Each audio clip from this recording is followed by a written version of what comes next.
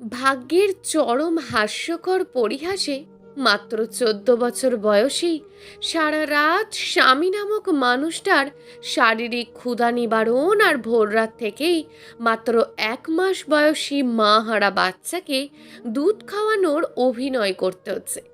বাচ্চাটার নাম ইরিনা তালুকদার অরু। কাল এই বাড়িতে আসার এক মুহূর্ত আগেও জানতাম না এই লোকটাকে আমাকে বিয়ে করতে হবে। আমি শুধুই জানতাম একটা বাচ্চাকে দেখতে হবে যে বাচ্চাটার মা নেই। কিন্তু আমি বাচ্চার মায়ের কথা জিজ্ঞেস করেও কিছু উত্তর পাইনি। পেয়েছি এক ভারী নিঃশ্বাসের শব্দ। নাম করা তালুকদার বাড়ি আব্রাহাম তালুকদারের নাম অনুযায়ী এই বাড়ি প্রতিষ্ঠিত হয়, কিন্তু বর্তমানে সেখানে বসবাসরত ও একমাত্র উত্তরাধিকারী ফারিস তালুকদার শুভ্র বাদে কেউ বেঁচে নেই। শুভ্র এক মাল্টি ন্যাশনাল কোম্পানির মালিক। শুভ্র তার একমাত্র মেয়ে অরুকে দেখাশোনার জন্য একজন বিশ্বস্ত আয়া খুঁজছিলেন। একদিন শুভ্র সোফায় বসে মেয়েকে ঘুম পাড়াচ্ছিলেন, তখন বাড়ির কাজের লোক রহিম মিয়া এসে শুভ্রকে বলেন একটা মেয়ের খোঁজ পেয়েছে, তবে বয়স অল্প। শুভ্র প্রথমে রাজি না হলেও পরে নিজের মেয়ের মায়াবী মুখের দিকে তাকিয়ে রাজি হয়ে যায়। ঘুম থেকে উঠে যখন ঘর থেকে বের হচ্ছিলাম তখন আমার চোখ গেল ডাইনিং এর সোফার দিকে। মামা আর দুজন লোক কথা বলছে। একজনকে আমি চিনি, গ্রামেই বাড়ি, রহিম দাদা। কিন্তু কি কথা বলছে তাতে আমি কান না দিয়ে সোজা বাইরে চলে গেলাম। যাওয়ার আগে পিছনে তাকাতেই লোকটার সাথে আমার চোখাচোখি হয়ে গেল। আমি লজ্জায় মাথা নুইয়ে বের হয়ে গেলাম। সোফায় বসে আছে স্বয়ং শুভ্র তালুকদার। রহিমের কাছ থেকে খবর পাওয়ার সাথে সাথে ছুটে এসেছেন তিনি। নিজের মেয়েকে যত তাড়াতাড়ি সম্ভব একটা মা এনে দিতে চাইছে। সেই জন্যই মিস্টার নাজমুল হুদা আমার মামা সাথে কথা বলছিলেন। মামা প্রথমে রাজি না থাকলেও পরে 20 লক্ষ টাকার কথা শুনে এক পায়ে রাজি হয়ে যায়। কিন্তু শুভ্র বাধায় অন্য এক বিপত্তি। সে একটা চুক্তিপত্র এগিয়ে দেয় নাজমুল হুদার কাছে। চুক্তিটা এমন ছিল, আগামী 4 বছরের জন্য আমার ভাগ্নিকে শুভ্র তালুকদারের বাচ্চার মা হয়ে থাকতে হবে। তার সকল পড়াশোনা আর যাবতীয় খরচ শুভ্র তালুকদার বহন করবে। আমি 20 লক্ষ টাকার বিনিময়ে আমার ভাগ্নিকে শুভ্র তালুকদারের কাছে বিক্রি করে দিচ্ছি 4 বছরের জন্য। আর 4 বছরের আগে আমি যদি ভাগ্নিকে ফেরত চাই তাহলে 50 লক্ষ টাকা দেব। নাজমুল হুদা টাকার গরমে অন্ধ হয়ে রাজি হয়ে গেলেন। সাথে শুভ্র 20 লক্ষ টাকা নাজমুল হুদার দিকে এগিয়ে দিল। নাজমুল হুদা এক পলক টাকাগুলোর দিকে তাকিয়ে শুকনো ঢোক গিলে বলল, আমার ভাগ্নিটা ছোট, যদি কোনো ক্ষতি করে ফেলেন সেই দায়ভার আমার। শুভ্র গম্ভীর কণ্ঠে বলল, কবে নিয়ে যাবেন? নাজমুল হুদা চোখ চিকচিক করে জিজ্ঞেস করলেন। এক্ষুনি। আমার একটু ওর সাথে কথা বলার সুযোগ করে দিন। আচ্ছা বাবা বসো, চা নাস্তা কিছু দিব? নাজমুল হুদার স্ত্রী মার্জিয়া বেগম বললেন। না, আমি যা বলছি তাই করুন। শুভ্র বিরক্তিকর কণ্ঠে বলে ওঠে, ডান পাশের ওই কর্নারের রুমটাই আছে। নাজমুল হুদা বলার সাথে সাথেই শুভ্র চলে গেল ওই রুমে। সকাল 7টা বেজে গেছে। আমার এক পাশে শুয়ে আছে শুভ্র নামক পুরুষটি, আর আমার অন্য পাশে শুয়ে আছে তার মেয়ে অরু। আমি সিদরাতুল সারা, বয়স মাত্র 14। ছোটবেলায় বাবা মাকে হারানোর পর থেকে মামার বাড়িতে বড় হয়েছি। সারা দিন অক্লান্ত পরিশ্রমের পর খাবার খেয়ে দিন কেটেছে। কোনো দিন রাতে খাবারও পেটে পড়েনি। মামির মার খেয়েও দিন কেটেছে। স্কুলে পড়াশোনার সৌভাগ্য ছিল না বললেও চলে। সপ্তাহে একদিন স্কুলে যেতে দিত। সেভাবেই ক্লাস 9-এ উঠেছি। আমি একটু নড়ে চড়ে উঠতেই অরু কেঁদে উঠল। সাথে আমিও নিজেও ব্যথায় কোকিয়ে গেলাম। চোখ মুখ খিচে অরুর দিকে তাকিয়ে ভাবছিলাম। নাজমুল হুদা বলার সাথে সাথে শুভ্র গিয়ে সারার রুমে নক করেছিল। সারা তখন জামা কাপড় গোছাচ্ছিল। দরজায় কেউ নক করেছে ভেবে মাথায় ওড়না দিয়ে বলল, কে? আমি শুভ্র। এক মুহূর্তের জন্য কেঁপে উঠল ছোট্ট নারী সত্তা। কেন এসেছেন তিনি এখানে? যে জন্যই আসুক না কেন, ভিতরে তো আসতে বলতে হবে ভদ্রতার খাতিরে। তাই সারা 7-5 না ভেবে বলল, ভিতরে আসুন। সারা বলার সাথে সাথে শুভ্র ভিতরে ঢুকে দরজা লাগিয়ে দিল। দরজা লাগানো দেখে সারা একটু ভড়কে গেল। এ কি, দরজা লাগাচ্ছেন কেন? তোমার সাথে কিছু কথা আছে। কি কথা? এতক্ষণে সারা শুভ্রকে ভালোভাবে পর্যবেক্ষণ করলো। 6 ফুট লম্বা, গায়ের রং উজ্জ্বল ফর্সা, জিম করা সিক্স প্যাক বডি, গাল ভর্তি চাপদাড়ি, কালো রঙের প্যান্টের সাথে সাদা শার্ট, হাতের পেশিবহুল শার্টের ওপর ভাসমান। প্রথম দেখায় সারা ক্রাশ খেয়ে গেল। যদিও এই অনুভূতিটা নতুন তার কাছে, তবে খুব ভালো লাগছে। এই যে শুনছো, শুভ্রর ডাকে হুঁশ ফেরে সারা তড়িৎ বেগে উত্তর দেয়, জি। তোমার নাম কি? সিদরাতুল সারা। ও। শুভ্র এক দমকা নিঃশ্বাস চাল। শুভ্র একটু থেমে বলল, মিস সারা, তোমাকে আমি নিতে এসেছি, গুছিয়ে নাও, এক্ষুনি বের হব। শুভ্রর কথার আগা মাথা কিছু না বুঝে সারা জিজ্ঞাসু দৃষ্টিতে শুভ্রর দিকে তাকাতেই শুভ্র হাতে থাকা ডিল পেপারটা সারার হাতে দিয়ে বলে ওঠে, তোমার মামা আগামী 4 বছরের জন্য তোমাকে আমার কাছে বিক্রি করে দিয়েছে 20 লক্ষ টাকার বিনিময়। তবে চিন্তা নেই, তোমার কাজ হলো আমার ছোট্ট মেয়েটাকে দেখা। সারার মাথায় আকাশ ভেঙে পড়ল। এটা কি শুনছে? মামা কি করেছে? এই লোক কি পাগল? 4 বছর কি ছেলে খেলা নাকি? আর আমি কেনই বা ওনার বাচ্চাকে দেখব? আমি বাইরে গেলাম, 10 মিনিটের মধ্যে বাইরে এসো, আমরা এক্ষুনি বের হব, বলেই শুভ্র হনহন করে রুম থেকে চলে গেল। শুভ্রর বয়স 26 বছর। শুভ্র চলে যাওয়ার সাথে সাথে সারার মাথা চক্কর দিয়ে উঠল। তখনই তার মামা নাজমুল হুদা রুমে প্রবেশ করলেন। নিজের মামাকে রুমে আসতে দেখে সারা কেঁদে দিল। এই সেই মামা যে কিনা সেই ছোট্ট থেকে আগলে রেখেছে তাকে। সারা গিয়ে নাজমুল হুদাকে জড়িয়ে ধরল, চোখ দিয়ে পড়ছে নোনা জল। সারা কাঁদতে কাঁদতে বলল, মামা বলো না, ওই লোক যা বলল সব মিথ্যা? আমি তোমাদের ছেড়ে যাব না, তোমরা আমার সাথে মজা করছো। সারা চতুর্দশী মন তখন বুঝতেও পারেনি তার জীবনে কি ঘটতে চলেছে সামনে। নাজমুল হুদা সারার মাথায় হাত রেখে আস্তে করে বললেন, শুভ্র যা বলছে সত্যি বলছে। আমার খুব টাকার দরকার রে মা, তুই তো জানিস তোর মামির ভাইটার কত অসুখ, 10 লাখ টাকা লাগবে। তাই তো আমি এমন। নাজমুল হুদা কথা শেষ করতে পারল না, তার আগেই সারা বলে উঠল, এই তোমরা আমাকে ভালোবাসতে, মামির ভাইয়ের জন্য আমাকে বিক্রি করে দিলে? তোমরা কি মানুষ? সারার কিছু বলার পূর্বেই সপাটে চর বসিয়ে দিল নাজমুল হুদা। গম্ভীর কণ্ঠে বললেন, যা বলছি এক্ষুনি কর, চলে যা তুই। আমার আপন বোনের মেয়ে না যে তোর প্রতি এত দরদ দেখাবো। আর কিছু শুনতে পেল না সারা, অজ্ঞান হয়ে পড়ে গেল মাটিতে। তালুকদার বাড়িতে এসেছে। সকাল 10:35। ডাইনিং টেবিলে বসে খাবার খাচ্ছে শুভ্র। পাশে সোফায় বসে অরুকে ফিডিং করাচ্ছে সারা। শুভ্র সেদিকে তাকিয়ে মুচকি হাসল। সে জানে না এই মেয়ের মধ্যে কি দেখেছে সে, যে এই 26 বছরেও কোনো মেয়ের মধ্যে দেখেনি। শুধুই কি মায়া নাকি আত্মিক টান ভেবে পায় না শুভ্র। খাওয়া শেষ করে সারার কাছে অরুকে নিয়ে নেয়, তারপর সারাকে খেয়ে নিয়ে রুমে আসতে বলে এবং শুভ্র দুতলার দিকে পা বাড়ায়। এতক্ষণে অরু ঘুমিয়ে গেছে। সারা ডাইনিং টেবিলে বসে খাচ্ছে আর বাড়ির চারিদিকে চোখ বোলাচ্ছে। বিশাল বাড়ি, চারিদিকে আভিজাত্যে ছাপ স্পষ্ট। হয়তো শুভ্র নামক মানুষটা খুব শৌখিন। বিশাল ডাইনিং রুম, একপাশে খাবার টেবিল, তার ঠিক পাশেই কিচেন। ডাইনিং টেবিলের অন্য পাশে সোফা রাখা। মেইন দরজা দিয়ে ঢুকলেই সোজাসুজি দুতলায় ওঠার সিঁড়ি। দুতলায় পরপর 3টে বেডরুম। দুতলার উত্তর দিকে শেষ পাশে ছাদে ওঠার সিঁড়ি, আর ঠিক উল্টো পাশে এক ছাদ বারান্দা।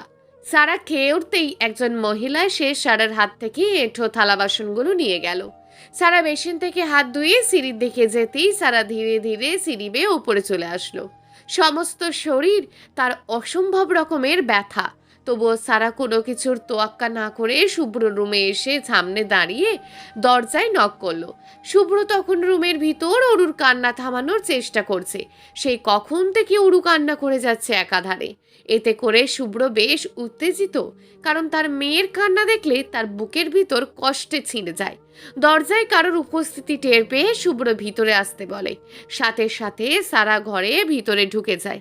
সারাকে দেখে শুভ্র বলে ওঠে, আজকের পর থেকে রুমে আসার জন্য দরজায় নক করার দরকার নেই। এটা তোমারও রুম, তোমার সম্পূর্ণ অধিকার আছে, যখন ইচ্ছে আসবে যাবে।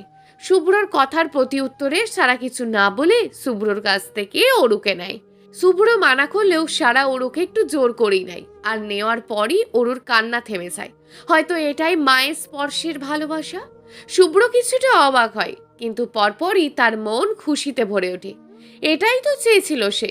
আধা ঘন্টা ধরে মেয়ের কান্না যে থামাতে পারল না শুভ্র, আর সারার কোলে যাওয়ার সাথে সাথে কান্না থেমে গেল। সারা ফিডারে দুধ পুড়ে অরুকে ফিডিং করাতে থাকলো শুয়ে শুয়ে। সারার হৃদয় ভেঙে কান্না আসছে। কান্না করতে করতে তার চোখ ফুলে গেছে, তাও যেন চোখের পানি বাদ সারছে না। শুভ্র এতে প্রচুর বিরক্ত। একটা মেয়ে এতটা কান্না করে কিভাবে সামান্য কারণে? শুভ্র বিরক্তিতে চোখ কুঁচকে সারার দিকে তাকিয়ে একটা পানির বোতল এগিয়ে দিল। সারা দেখেও না দেখার মতন করে আবারও কান্না শুরু করলো। সে তো কল্পনাও করেনি এমন এক নিষ্ঠুর চরম সত্যি তার জীবনে আসবে। কিছুক্ষণ আগে শুভ্র তার মোবাইলে ধারণ করা একটি ভিডিও দেখায় সারাকে। সেখানে স্পষ্ট দেখা যাচ্ছে যে সারার মামা বলছে যে সে তার আসল মামা বা রক্তের কেউ না। সারা জ্ঞান হারানোর আগেই শুভ্র দরজার পাশে এসে দাঁড়িয়েছিল। তার উদ্দেশ্য ছিল নাজমুল হুদাকে ডাকা, কিন্তু এসে সে সামনাসামনি হয় আর এক সত্যির। নাজমুল হুদা রুম থেকে বের হতেই শুভ্রর মুখোমুখি হয়ে একটি চমকে ওঠে, কিন্তু কিছু না বলে তিনি শুভ্রকে বলেন সামনের সোফায় আসতে। মার্জিয়া বেগম সারাকে গুছিয়ে নিয়ে আসছে। শুভ্র কিছু না বলে নাজমুল হুদার পিছনে চলে আসে, কারণ তার মেয়েদের প্রতি একটা আলাদা ঘৃণা আছে, আর সে এখন তার মেয়ের জন্য চুক্তির মা নিতে এসেছে। সেহেতু তার পাস্ট জানা শুভ্রর উচিত বলে মনে হয় না। শুভ্র সোফায় গিয়ে বসতেই নাজমুল হুদা বলে ওঠে, আসলে একটা কথা বলার ছিল বাবা। শুভ্র কিছু গম্ভীর স্বরে বলে ওঠেন, হ্যাঁ বলেন। আসলে সারা আমার আপন বোনের মেয়ে না, বা আমি ওর কোনো মামা নই। শুভ্র ভাবলেসহীন ভাবে বলে ওঠে, ও আসলে 11টা বছর আগে এক মেলায় ঘুরতে গিয়েছিলাম আমি আর মার্জিয়া। সেখানেই এই মেয়েকে পাই। মেয়েটি হারিয়ে গিয়েছিল। আমরা ওর পরিবারকে খুঁজেছিলাম, তবে পাইনি। বাচ্চাটা নিজের নাম অবধি বলতে পারছিল না। 3 বছরের একটা বাচ্চা মেয়েকে তো ফেলে আসা যায় না, তাই সাথে করে নিয়ে এসেছিলাম বলে দম ছাড়লো নাজমুল হুদা। এবার শুভ্রর ভুরু কুচকে গেল। শুভ্র ভুরু কুচকে জিজ্ঞেস করলো, তাহলে মেয়েটা আপনার রক্তেরই কেউ না? না, আমি তো মনে করলাম আপনার সৎ কোনো বোনের মেয়ে, তাই আপনি ওর মামা লাগেন দূর সম্পর্কের হলেও। না বাবা, আমরা ভেবেছিলাম ওকে আমাদের মেয়ের মতন করে রাখবো। তবে ও আসার পর রাস্তায় ও আমাকে মামা বলে ডাকে। আর আমারও কোনো বোন ছিল না, তাই আমিও ভাবলাম আমার কোনো বোন থাকলে আমার ভাগনা ভাগ্নিও আমাকে মামা বলেই ডাকতো। তাহলে আপনি ওকে যে টাকার বিনিময়ে কাজ করতে পাঠাচ্ছেন? শুভ্র চোখ কুচকে জিজ্ঞেস করলো নাজমুল হুদাকে। নাজমুল হুদা হতাশার নিঃশ্বাস ছেড়ে বললেন, আমরা ওকে এত বছর বড় করলেও ওর প্রতি এক ফোঁটাও মায়া জন্মায়নি। দেখতে সুন্দর হওয়ায় অনেক পাত্র আসে, কিন্তু যৌতুক চাই এখনকার যুগে। আর সেখানে তুমি ওকে 20 লক্ষ টাকায় নিয়ে যাচ্ছ 4 বছরের জন্য। আমারই তো লাভ। 4 বছর পর আসার পর ওকে কোনো বুড়োর সাথে বিয়ে দিয়ে দেবো, তখন আরও লাভ। নাজমুল হুদার এত নিচু মন মানসিকতা দেখে শুভ্রর মাথায় রাগ উঠে গেল। তবুও শান্ত কণ্ঠে নাজমুল হুদাকে বলল, ওকে একেবারে নিয়ে যেতে হলে কত টাকা নেবেন মিস্টার নাজমুল হুদা? শুভ্রর মুখে নিজের নাম শুনে চমকে উঠল নাজমুল হুদা। তবুও বললেন, না না থাক, একেবারে কি করতে দেব নাকি? আচ্ছা থাক, এই চুক্তি যা আছে থাক, পরেরটা পরে ভাববো। শুভ্র জানে নাজমুল হুদা প্রচণ্ড লোভী একজন মানুষ, তা এতক্ষণে বুঝে গেছে সে। তাই শুভ্র বুদ্ধি করে বলল, ভেবে দেখুন, 30 লাখ দেব, একেবারে নিয়ে যাই। আর সমস্যা নেই, না দিলেও কি 4 বছরের জন্য নিয়ে যাচ্ছি, এখন আপনার ব্যাপার। শুভ্রর কথা শোনার পর লোভে চোখ চিকচিক করে উঠল নাজমুল হুদার। কোনো কিছু না ভেবেই বলে দিলেন, হ্যাঁ হ্যাঁ নিয়ে যাও, আমি বাঁচি। শুভ্র তাচ্ছিল্যের হাসি দিয়ে একটা স্ট্যাম্প আর একটা চেক দিয়ে দিল নাজমুল হুদাকে।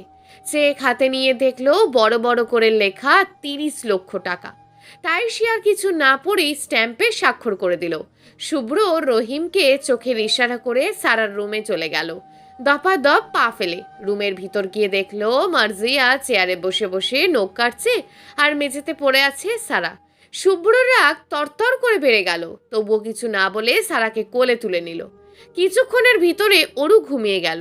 সারার খুব জানতে ইচ্ছে করছে বাচ্চাটির মা কই, আর শুভ্রর পরিবারই বা কই, সে কেন একা থাকে, তার স্ত্রী কই, আচ্ছা শুভ্রর প্রথম স্ত্রী কি এখন সারার সতীন?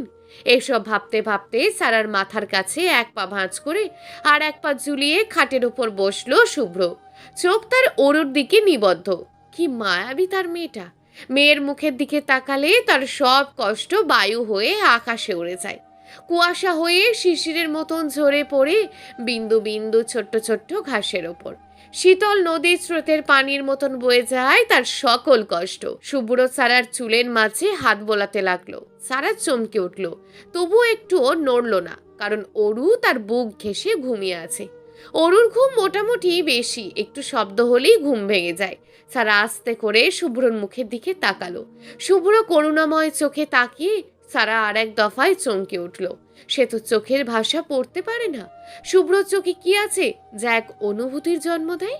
সারার এমন অবাক হয়ে তাকিয়ে থাকা দেখে শুভ্র মাথা নিচু করে বলে উঠল, I am really sorry little bird, my babies mother. মানে? সারা কিছুটা অবাক হলো, এমন কিছু সে আশা করেনি। আমি সত্যিই লজ্জিত। আমি কাল রাতে তোমার সাথে যা করেছি তার জন্য আমাকে মাফ করে দাও পিচ্ছি পাখি। আমি নিজের কন্ট্রোলে ছিলাম না।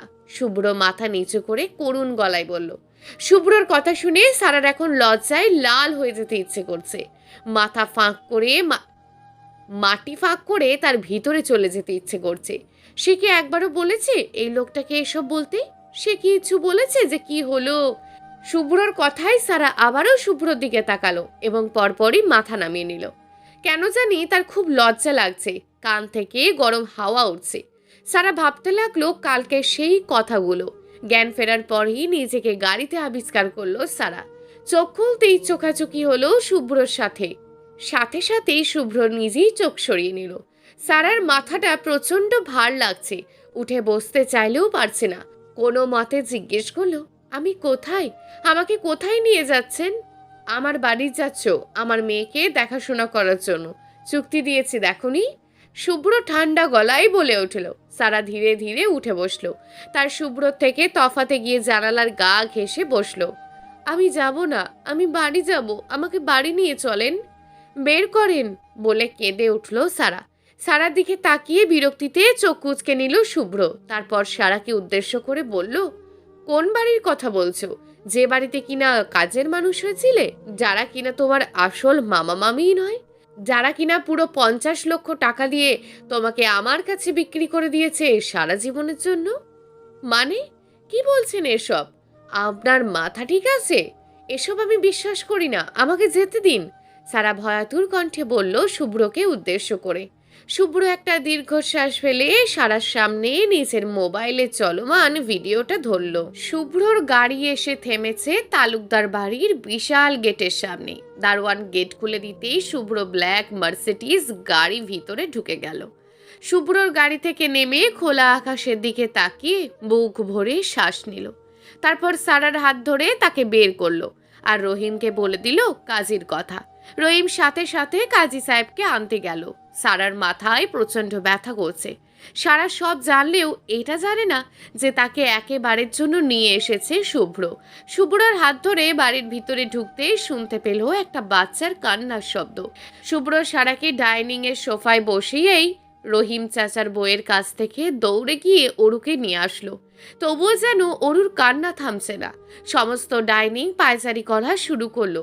বেশ কিছুক্ষণ পর কাজে আসলো। ততক্ষণে বাবার কোলে ছোট্ট অরু ঘুমিয়ে গেছে।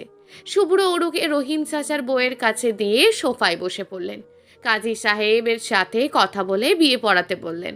সারা চমকে উঠল, কাঁপাকাঁপি কণ্ঠে জিজ্ঞেস করলো, বিয়ে মানে? শুভ্র কিছু না বলে আবারও কাজীর সাথে কথা বলা শুরু করলো। সারা আবারও জিজ্ঞেস করলো, কি হলো বললেন না? এবার শুভ্র সারার দিকে তাকিয়ে বলল, আমি চাই আমার মেয়ে 4 বছর তার মায়ের কাছে থাকুক, তাই তোমাকে বিয়ে করছি। আর ওই বাড়িতে তো তোমার আপন কেউ নেই। আমি খুব তাড়াতাড়ি তোমার আসল পরিচয় খুঁজব। চিন্তা করো না, আমার মেয়েটাকে একটু আপন করে নিও, এইটুকু হলেই হবে। আর এটার জন্যই তোমাকে আনা। শুভ্রর কথা শুনে সারা চোখ জলে ভরে উঠল। মাথা নিচু করে ফেলে চোখ থেকে গড়িয়ে পড়ল এক ফোঁটা নোনা জল। কাজী সাহেব বিয়ে পড়ান, আবদ্ধ হলো দুটি প্রাণ। এখানে কি ভালোবাসা আছে, নাকি শুধুই টাকার বিনিময়ের চুক্তি? কাপা কাপা হাতে রেজিস্ট্রি পেপারে সিগনেচার করে দেয় সারা। সে কখনো ভাবেনি তার জীবনে এমন একটা দিন আসবে। অজানা একটা মানুষকে প্রথমে দেখেই সে প্রথম দিনই তার জন্য চুক্তির বউ হয়ে যাবে। কাজই চলে গেল সব কাজ মিটিয়ে। টাকার বিনিময়ে সারার বয়স অল্প হলেও শুভ্র সেটা ঠিক করে দিয়েছে, কারণ সে চায় না পরে তাদের কোনো সমস্যা হোক। শুভ্র কেন বিয়ে করছে সে নিজেও জানে না, শুধু এটাই জানে বিয়েটা একমাত্র চুক্তির 4 বছর পর সে তার মেয়েকে নিয়ে বিদেশ চলে যাবে। তাই আর কোনো চিন্তা না করে সারার হাত ধরে সোফা থেকে উঠে সোজা দোতলায় চলে আসে। শুভ্র নিজের রুমে সারাকে নিয়ে এসে সারার হাতে একটা শপিং ব্যাগ দেয়। সারা খুলে দেখে তার ভিতরে একটা লং ফ্রক, হালকা গোলাপি রঙের, সাথে ওড়না আছে। সারা শুভ্রর দিকে তাকাতেই শুভ্র বলে ওঠে, তুমি ফ্রেশ হয়ে নাও, আমি তোমার খাবার ব্যবস্থা করতে বলি। দুপুরে তো না খেয়েই ঘুমিয়েছিলে শুনলাম। তাড়াতাড়ি যাও, ড্রেস চেঞ্জ করে আসো। শুভ্রর কথায় যেন সারা লজ্জা পেল, তার চেয়ে বেশি কষ্ট হলো তার। সারা ওয়াশরুমে ঢুকে দরজা বন্ধ করে দিল। শুভ্র চলে গেল নিজের মেয়ের কাছে। সারা ওয়াশরুমের দরজায় পিঠ ঘেঁষে দাঁড়িয়ে আছে আর ভাবছে আর কখনো ওই বাড়িতে যাওয়া হবে না। মামা বলেছিল আমার নাকি মা মারা গেছে, কিন্তু তারা তো আমাকে মেলায় পেয়েছিল। তাহলে কি আমার পরিবার এখনো আছে? আচ্ছা, শুভ্র আমাকে বিয়ে কেন করলো? আচ্ছা, আমি বাচ্চাটার মা হয়ে উঠতে পারবো তো? গ্রামে থাকতে পাপিয়া আপার মেয়েকে কত রেখেছি, কত গালে তুলে খাইয়েছি। আমি নাকি বড় হয়ে গেছি, সবাই বলতো আমি তো সব পারি। নিজের মনের কথাগুলো নিজেই হাসতে লাগলো সারা। তারপর হাত মুখ ধুয়ে গায়ে জড়িয়ে নিল শুভ্রর দেওয়া জামাটি। তারপর মনে মনে একটু হাসলো। আজ থেকে তার নতুন জীবন অভিনয়ের জীবন, মা হওয়ার অভিনয়। সারা ওয়াশরুম থেকে বেরিয়ে দেখলো শুভ্রর কোলে বাচ্চাটি। সারা বাচ্চাটির দিকে যেতেই শুভ্র বলে, যাও চুলগুলো আঁচড়িয়ে খেয়ে নাও। সারা তাই করলো, তবে খেলো না। শুভ্র জিজ্ঞাসা করলেও বলল না খাওয়ার অভ্যাস আছে, খিদে নেই। তারপর বাচ্চাটির দিকে হাত বাড়াতেই শুভ্র অরুকে সারার কোলে দেয়। ছোট্ট 1 মাস বয়সের অরু তখন ড্যাব ড্যাব করে সারার দিকে তাকিয়ে আছে। হঠাৎ মুচকি হেসে উঠল সারা, সাথে সাথে অরুও হাসলো। শুভ্র সারার উদ্দেশ্যে বলল, আজ থেকে ও তোমার মেয়ে, তুমি ওর আম্মু, বুঝেছো? সারা অরুর মুখের দিকে তাকিয়ে রইল এক দৃষ্টিতে। শুভ্র বলল, ওর নাম কি বলো তো? সারা একবার শুভ্রর দিকে তাকিয়ে মৃদু কণ্ঠে বলে ওঠে, যেহেতু আমাকে ওর মা হতে নিয়ে এসেছেন, সেহেতু ওর নাম জেনে আমি কি করব? একটাই পরিচয়, ও আমার মেয়ে। এতটুকু বলতেই যেন নিজের সমস্ত শক্তি ফুরিয়ে গেল সারার। শুভ্র চোখ বুজে মুচকি হাসলো। মনে মনে ভাবলো, মেয়েটা ছোট হলেও ম্যাচিওর আছে। আমার ছোট্ট রাজকন্যাকে ভালো রাখলেই হলো। সারা শুভ্রকে অরুর মায়ের কথা জিজ্ঞেস করলে শুভ্র কিছু বলল না, শুধু বলল, সময় হলে বলবো। বলি খাবারের প্লেটটা হাতে নিল শুভ্র। তরকারি দিয়ে ভাত মেখে সারার মুখের সামনে ধরতেই সারা অবাক দৃষ্টিতে শুভ্রর দিকে তাকালো। শুভ্র সারার দিকে তাকিয়ে বাম হাত দিয়ে সারার হাতে অরুর ফিডারটা এগিয়ে দিয়ে বলল, তুমি আমার মেয়েকে খাওয়াও আর আমি আমার মেয়ের মাকে খাওয়াই। আজ থেকে আমার মাকেও দেখে রাখতে হবে, নয়তো আমার মেয়ের খেয়াল রাখবে কি করে? শুভ্রর কথা শুনে সারার চোখ দিয়ে আপনা আপনি পানি গড়িয়ে পড়তে থাকলো। শুভ্র সারার দিকে তাকিয়ে একটু গম্ভীর কণ্ঠে বলল, এই মেয়ে, শুধু কথায় কথায় প্যাচ প্যাচ করে কাঁদবা না, এটা বদ অভ্যাস। আমার মেয়েরও কিন্তু অভ্যাস হবে। এবার হাঁ করো। শুভ্রর কথা শেষ হতেই সারার গালে এক লোকমা ভাত তুলে দিল শুভ্র। সারা চুপ করে খাবার চিবুতে চিবুতে থাকলো আর অন্য হাত দিয়ে অরুকে খাওয়াতে থাকলো। রাত 11টা ছুঁই ছুঁই। চারপাশে নেমে এসেছে অদ্ভুত এক নীরবতা। বাতাসে মিশে আছে হালকা শীতলতা, যেন অচেনা কোনো কিছু গায়ের ওপর দিয়ে ছুঁয়ে চলে যাচ্ছে। দূরে কোথাও কুকুর ডাকছে অনবরত, হয়তো খিদের কারণে। কুকুরের সে ঘেউ ঘেউ ডাকটা পরিবেশের নীরবতা কিছুটা ভেঙে দেয়, কিন্তু মুহূর্তে আবার সব শান্ত হয়ে যায়। আকাশটা আজ অপরূপ সুন্দর, তারাগুলো ঝিকঝিক করছে।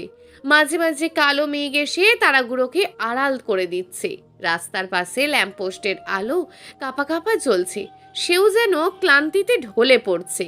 এ সুন্দর পরিবেশও ভাসছে এক অজানা লজ্জার শিহরণ। দূরের আকাশে কে যেন তাকিয়ে সবকিছুই দেখছে। লজ্জায় নিজের হৃদস্পন্দন আরো বেড়ে যাচ্ছে ক্রমশ।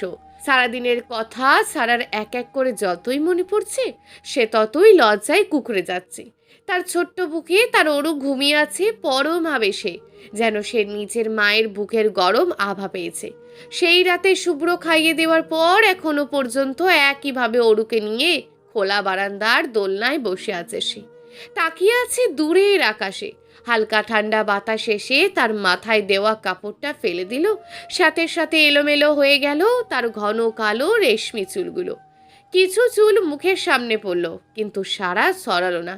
চোখের কোণে কোনো এক দুঃখের জল এসেও আসছে না, শুভ্রর দেওয়া লজ্জার কারণে। কিন্তু মুহূর্তেই সারার লজ্জার রাঙা মুখ চুপসে গেল। মনে পড়ল মামার বাড়ির কথা, তার ক্ষয়ে যাওয়া শৈশবের কথা। সারা মনের অজান্তেই বিড়বিড়িয়ে বলল, আমি মেয়েটা আসলেই বোকা। এই অল্প বয়সে এমন খারাপ অনুভূতির যন্ত্রণার সাথে লড়তে হচ্ছে আমাকে। আমি কেন কখনো আমার বাবা মার বাড়ির সম্পর্কে জিজ্ঞেস করিনি মামা মামিকে? কেন জিজ্ঞেস করিনি তাদের কোথায় রাখা হয়েছে? আসলেই বোকা ছিলাম বলেই উঠে দাঁড়ালো। বারান্দায় শেষ প্রান্তের গ্রিল ঘেঁষে দাঁড়িয়ে আকাশের পানে তাকিয়ে রইল। বুকের ভিতরে খুব সুনিপুণভাবে জড়িয়ে রেখেছে অরুকে। একদিনই খুব আপন মনে হচ্ছে বাচ্চাটাকে। ঠান্ডা বাতাস ছুঁয়ে দিচ্ছে সারাকে, চোখ দিয়ে গড়ি পড়ছে পানি। হঠাৎ কোমরে কারোর স্পর্শ পেয়ে হকচকিয়ে যায় সারা। সারা পিছনে ঘুরতে যেতেই সারার কাঁধের ওপর মুখ রাখে। সারা বুঝতে পারে অভ্র এসেছে। খোঁচা খোঁচা দাড়ির স্পর্শ সারার মনের মধ্যে কাল রাতের কথা স্মরণ করিয়ে দিচ্ছে। সারা কাঁপা কাঁপা কণ্ঠে বলে ওঠে, কি করছেন?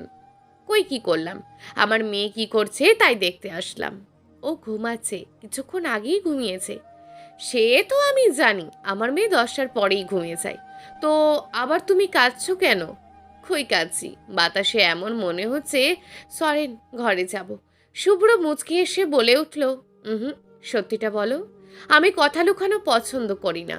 সারা কিছু না বলে শুভ্রর হাত মাজা থেকে সরিয়ে ঘুরে দাঁড়াতেই শুভ্র একটা মুচকি হাসি দিয়ে বলল, চলো রুমে যাই। সারাও সম্মতি জানাতেই শুভ্র কোলে তুলে নেয় সারাকে। সারা হতবম্ব হয়ে যায়, জাপটে ধরে ঘুমন্ত অরুকে। শুভ্র বিছানায় এনে লাফিয়ে দেয় সারাকে, তারপর অরুকে খাটের এক পাশে শুইয়ে দেয়। তারপর সারাকে বলে, বলবে কেন কান্না করছো? না না। তাহলে শুরু করা যাক। কি শুরু করবেন? ওই যে কালকের মতন কান্নার সিনারি, বলেই হেসে উঠল শুভ্র। সারা লজ্জায় লাল নীল আকাশে উঠে যায়, কান দিয়ে গরম ধোঁয়া উঠছে। কি লজ্জাটাই না দিল লোকটা। ইস, সারার এখন লজ্জায় মাটি ফাঁক করে ঢুকে যেতে ইচ্ছে করছে। সারা এক এক মনে পড়তে থাকলো কাল রাতের সব ঘটনা। সারা আবার কল্পনায় ডুব দিল, ভাবতে লাগলো সেই ঘটনাগুলো। ওরও অনেকক্ষণ ঘুমিয়ে গেছে। শুভ্র সারাকে বলল, তুমি বসো, আমি আসছি বলে শুভ্র দরজা খুলে বাইরে চলে যায়। সারার গ্রামে একটা বান্ধবী ছিল, যাকে বলে গলায় গলায় ভাব। ওর নাম লামিয়া। আরও 1 বছর বিয়ে হয়েছে, সেজন্য সারার সাথে অনেক কিছু শেয়ার করেছিল। সেতু সারা অনেক কিছুরই ধারণা রেখেছে। সারার অল্প স্বল্প ভয় করেছে। এই তো শুভ্র যখন বাইরে ছিল, তখন একজন কাজের মহিলা এসে বলে গেল আজ স্বামী যা বলবে তা সব শুনতে, কথা বেশি না বলতে। সারার ভাবনার মাঝে শুভ্র এসে দরজা লাগিয়ে দিল ঠক করে। তারপর এলো সারার সামনে দাঁড়িয়ে একটা শপিং ব্যাগ সারার হাতে দিয়ে বলল, এটা বাসর রাতের গিফট, দেখো তো পছন্দ হয় কিনা। সারা শুধু হাঁ করে তাকিয়ে আছে। শুভ্র আঙুল দিয়ে তুড়ি দিয়ে সারার ধ্যান ফিরিয়ে বলল, এই যে ভাবনার রানী, আমি ফ্রেশ হয়ে আসি, পছন্দ হলে জিনিসগুলো পরো। বলি শুভ্র টাওয়াল হাতে নিয়ে ওয়াশরুমে চলে গেল। সারা কিছুটা লজ্জা পেয়ে গেল, কারণ আগে কখনো কেউ তাকে গিফট দেয়নি, আর এভাবে লজ্জাও দেয়নি। সারা ড্রেসিং টেবিলের সামনে টুলে বসে শপিং ব্যাগটা খুলল। ব্যাগের ভিতর 3টে বক্স। সারা এক এক করে সব বক্স খুলল। একটাই সোনার কানের, আর একটাই সোনার একজোড়া বালা, আর একটাই বক্স মেকআপের সামগ্রী। সারা কিছুটা অবাক হলো যে শুভ্র এত জিনিস চিনল কি করে। তারপর ভাবলো তার তো আগেও স্ত্রী ছিল, অরুর আসল আম্মু, তাই হয়তো চেনে। সারার চোখে হালকা কাজল দিল, সাথে ঠোঁটে হালকা গোলাপি লিপস্টিক। আর কিছু দিল না। তার মতে মানুষ কি রাতে সাজে? রাতে সেজে কাকে দেখাবে? প্রায় 15 মিনিট পর লম্বা শাওয়ার নিয়ে বেরোলো শুভ্র। সারা খেয়াল করলো ভিজে চুলগুলো থেকে এখনো টুপটুপ করে পানি পড়ছে। গায়ে তার ইয়াস কালারের একটা শার্ট আর একটা 4 কোয়ার্টারের ব্ল্যাক ট্রাউজার। গলার দিকে কয়েকটা বোতাম খোলা থাকায় শুভ্রর লোমশ বুকের কিছুটা অংশ দৃশ্যমান। শার্টের হালতা ফোল্ড করে কনুই পর্যন্ত গোটানো, টাওয়ালটা গলায় ঝুলিয়ে চুল মুছছে। সারা মুগ্ধ হয়ে গেল শুভ্রকে দেখে। শুভ্র টাওয়ালটা বারান্দায় দিয়ে এসে সারার দিকে চাইল। শুভ্রর চোখ জোড়া আটকে গেছে সারার মুখে। ইস, কি মায়া! শুভ্রর খুব ইচ্ছে করছে মেয়েটাকে নিজের করে পাওয়ার। ইচ্ছে করবে নাই বা কেন, মেয়েটা যে মারাত্মক সুন্দরী। সুন্দর টানা টানা চোখ, হালকা গোলাপি চিকন ঠোঁট জোড়া, দুধে আলতা গায়ের রং, সব মিলিয়ে অসম্ভব সুন্দর লাগছে সারাকে। গোলাপি ফ্রকটাতে শুভ্রকে অবাক করে দিয়ে সারা বলে উঠল, আপনি আমার দিকে এভাবে কি দেখছেন? শুভ্র শুকনো ঢোক গিলে বলল, কই কিছু না তো। তাহলে এভাবে তাকিয়েছিলেন যে? সারা ভুরু কুচকে জিজ্ঞেস করলো। শুভ্র প্রসঙ্গ বদলাতে উঠে বলল, তুমি চুড়ি পরনি কেন? আসো পরিয়ে দিই। সারা বেশ বুঝলো শুভ্র কথা লোকানোর জন্য চেষ্টা করছে, তাই কিছু বলল না। শুভ্র আবার বলল, কই দাও পরিয়ে দিই বলে শুভ্র ড্রেসিং টেবিলের সামনে এসে দাঁড়ালো। সারার দিকে তাকাতেই সারা বলে উঠল, চুড়ি পরলে বাবুর গায়ে লাগবে। আমি দেখেছি যাদের ছোট বাবু থাকে তারা চুড়ি পরে না, আর আমিও চাই না বাবুর কোথাও ব্যথা লাগুক। সারার কথা শুনে শুভ্র একটু অবাক হলো, সাথে খুশিতে তার মন ভরে গেল। কেননা এই ছোট্ট মেয়েটা তার অরুর কথা ভাবছে। বিয়ে হয়েছে 6 ঘন্টাও হয়নি তার আগে থেকেই। সারা উঠে দাঁড়িয়ে শুভ্রর সামনে থেকে সরে যেতে নেবে, তখনই শুভ্র সারার হাত ধরলে সারা চমকে উঠল। শুভ্র সারাকে জিজ্ঞেস করলো, আমি তোমার কি হই? সারা কাঁপা কাঁপা কণ্ঠে উত্তর দিল, আপনি তো আমার স্বামী। শুভ্র স্পর্শে সারার সমস্ত শরীর কাঁপছে। শুভ্র আবার জিজ্ঞেস করলো, অরু তোমার কি হয়? সারা একটু বিব্রত বোধ করলো, সে কি উত্তর দেবে ভেবে পেল না। ঠিক তখনই শুভ্র সারার কাঁধে হাত দিল। সারার সারা শরীর বিদ্যুৎ কেঁপে উঠল। তারপর শুভ্র বলল, নিজে না ভাবলেও মেয়ে ভেবো। ও এখনো ছোট, আমি জানি তুমি অনেক বোঝো। মেয়েটা আমার মা হারা, তুমি ওর সেই মা হয়ে থেকো। আমার আর কিছু চাই না। তুমি ওকে কখনো বুঝতে দিও না ওর মা নেই। তুমি যা চাইবে তাই পেয়ে যাবে, শুধু এই কথাটা মাথায় রেখো। সারা মিহি কণ্ঠে বলল, আমি নিজের মেয়ের মতোই ওকে বড় করব। শুভ্র কথাটা শুনতে পেয়ে মুচকি হাসলো। শুভ্র সারাকে বলল, যাও সব গুছিয়ে শুয়ে পড়ো, আমি বারান্দায় যাচ্ছি। সারা কিছু না বলে ড্রেসিং রুমের ওপর থাকা বক্সগুলো গুছিয়ে রাখতে যেতেই শুভ্র সারার চালচলন খুব মনোযোগ দিয়ে দেখে নিল। না, শুভ্র আর পারছে না, নিজের প্রতি কন্ট্রোললেস হয়ে যাচ্ছে। নিজের বিবেক যতই বোঝাক যে মেয়েটা বাচ্চা, কিন্তু মন তো অবাধ্য। শুভ্রর মাথায় নেশা চড়ে গেল। এ কোনো খারাপ নেশা না, এ হলো নিজের বিবাহিত পবিত্র স্ত্রীকে কাছে পাওয়ার নেশা। সারা ড্রেসিং টেবিলের কাছে গিয়ে পিছনে ফিরতেই, চলবে গল্প 4 বছরের চুক্তির মা, লেখিকা বোকাফুল। প্রিয় দর্শক বন্ধুরা, এই গল্পটি চলমান এবং এখনও বেশ কয়েকটি পর্ব দেওয়া হবে। পরবর্তী পর্বগুলো নিয়মিত পেতে আমাদের চ্যানেলটিকে অবশ্যই সাবস্ক্রাইব করে রাখবেন। দেখা হবে পরবর্তী ভিডিওতে। ততক্ষণ ভালো থাকুন, সুস্থ থাকুন এবং নিজের পরিবারের খেয়াল রাখুন। ধন্যবাদ।